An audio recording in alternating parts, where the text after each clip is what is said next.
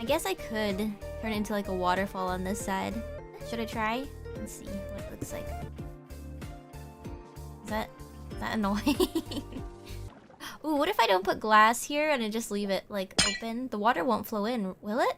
No. Then I could go directly into my bedroom when I land into the side of the house with my elytra. Yeah, but the water is kind of annoying, flowing all the way down.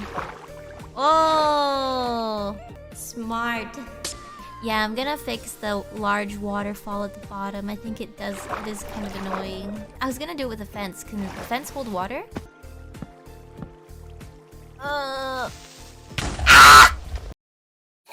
Everything's fine. Why? Magic. Restart the waterfall? Oh. I don't want to put gates here because I was gonna use these gates. Stop.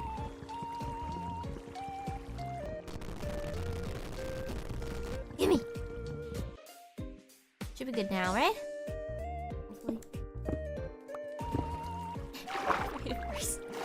I think the blocks just have to be taller. Here we go.